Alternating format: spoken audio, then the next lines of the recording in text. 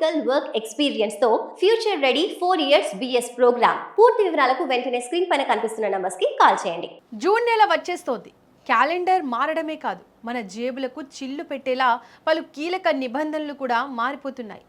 అవును, మే నెల ముగింపునకు వచ్చేసింది. ఈ తరుణంలో దేశవ్యాప్తంగా అనేక ఆర్థిక బ్యాంకింగ్ రంగాల నిబంధనలు సామాన్యుడి జీవితాన్ని ప్రభావితం చేయనున్నాయి. ప్రతి నెలలాగే ఈసారి కూడా 1వ తేదీ నుంచి అమల్లోకి వచ్చే మార్పులు మధ్యతరగతి ఇళ్లకు పెద్ద పరీక్ష పెట్టబోతున్నాయి. వంట గ్యాస్ ధరల నుంచి విమాన ప్రయాణ ఖర్చుల వరకు, బ్యాంకింగ్ సేవల నుంచి సోలార్ ప్యానెల్ ధరల వరకు అన్నీ కూడా మారబోతున్నాయి. ఈ పరిణామాలు నేరుగా సామాన్య ప్రజల దైనందిన ఆర్థిక ప్రణాళికలపై ప్రభావం చూపనున్నాయి. ముందుగా గృహిణులకు, వ్యాపారులకు ఎల్పీజీ ధరల సెగ తగిలేలా ఉంది. ప్రతి నెల 1వ తేదీన చమురు మార్కెటింగ్ సంస్థలు ఎల్పీజీ సిలిండర్ల ధరలను సవరిస్తారు. జూన్ 1వ తేదీన కూడా కొత్త ధరలు ప్రకటించే అవకాశం స్పష్టంగా కనిపిస్తోంది. మధ్యప్రాచ్య ప్రాంతంలో కొనసాగుతున్న అంతర్జాతీయ ఉద్రిక్తతల వల్ల గత కొన్ని నెలలుగా గ్యాస్ ధరల్లో మార్పులు వస్తున్నాయి. ప్రస్తుతం ఢిల్లీలో 14 కిలోల గృహ వినియోగ సిలిండర్ ధర 913 రూపాయలుగా కొనసాగుతోంది. అటు 19 కిలోల కమర్షియల్ సిలిండర్ ధర ఢిల్లీలో 3071 రూపాయలుగా రికార్డైంది. చమురులు కంపెనీల తాజా సమీక్షలో ఈ ధరలు కూడా మరింతగా పెరిగే అవకాశం ఉందని మార్కెట్ వర్గాలు భావిస్తున్నాయి. ఈ కొత్త ధరల పెరుగుదల వల్ల సామాన్యుల నెలవారీ బడ్జెట్ తలకిందులయ్యే ప్రమాదం ఉంది. ఇక మరోవైపు విమాన ప్రయాణికులకు కూడా గట్టి షాక్ తగలనుంది. ఎల్పీజీ సిలిండర్ ధరలతో పాటే చమురులు కంపెనీలు ప్రతి నెల ఎయిర్ టర్బైన్ ఫ్యూయల్ అంటే ఏటీఎఫ్ ధరలను కూడా సవరిస్తారు. ఈ ఇంధన ధరల్లో వచ్చే మార్పులు నేరుగా విమాన టికెట్ల ధరలపై పడతాయి. ప్రస్తుతం ఢిల్లీలో జెట్ ఇంధన ధర కిలో లీటర్కు 1,04,927 రూపాయలుగా ఉంది. అంతర్జాతీయ మార్కెట్లో నెలకొన్న సంక్షోభం కారణంగా ఈ ధరల్లో మరింతగా పెరుగుదల వచ్చే అవకాశాలు కనిపిస్తున్నాయి.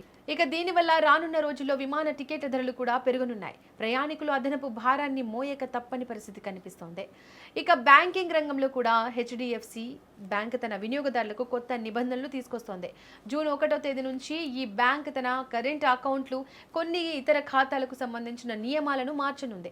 ముఖ్యంగా చిన్న నోట్లు, నాణేల నగదు డిపాజిట్లపై కొత్త పరిమితులు విధించింది. అదనపు ఛార్జీలను కూడా అమల్లోకి తెస్తోంది.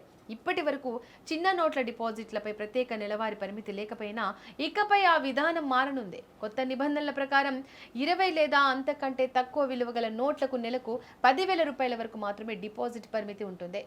నాణేల డిపాజిట్లను 5,000 పరిమితి పెంచారు. ఈ నిర్దేశిత పరిమితికి మించిన డిపాజిట్లపై అదనంగా 2% ఛార్జీ వసూలు చేయనున్నారు.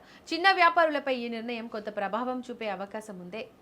ఇక ఇళ్లపై సోలార్ ప్యానెల్స్ పెట్టుకోవాలనుకునే వారికి కూడా ఈ మార్పులు ఊరటనిచ్చేలా లేవు. జూన్ 1వ తేదీ నుంచి సోలార్ రంగంలో సరికొత్త నిబంధన అమల్లోకి రానుంది. ప్రభుత్వం ఆమోదించిన మోడల్ తయారీల జాబితా అమలు కాబోతోంది. ఈ నిబంధనల ప్రకారం ప్రభుత్వ సబ్సిడీ పథకాలలో కేవలం ఆమోదిత సోలార్ మాడ్యూళ్లు, సెల్లను మాత్రమే ఉపయోగించాల్సి ఉంటుంది. ఈ చర్య వల్ల సోలార్ పరికరాల నాణ్యత మెరుగుపడుతుందని ప్రభుత్వం చెబుతోంది. నాణ్యత పెరిగినా సోలార్ ప్యానెల్ ధరలు పెరిగే అవకాశం ఉందని నిపుణులు విశ్లేషిస్తున్నారు. కొత్తగా సోలార్ సిస్టమ్ ఏర్పాటు చేసుకునే వారికి ఇది అదనపు ఖర్చు కానుంది. ఇక దీనికి తోడు జూన్ నెలలో బ్యాంకులకు ఎక్కువ సెలవులు ఉన్నాయి. వివిధ పండుగలు, ప్రత్యేక దినాల కారణంగా దేశంలోని పలు బ్యాంకుల్లో అనేక రోజులు మూసివేసి ఉంటాయి. మొహరం, సద్గురు కబీర్ జయంతి వంటి సందర్భాల్లో ప్రాంతాల వారీగా బ్యాంకులకు స్థానిక సెలవులు ఉంటాయి. 2, 4 శనివారాలు, ఆదివారాలు సాధారణ సెలవులుగా వస్తాయి.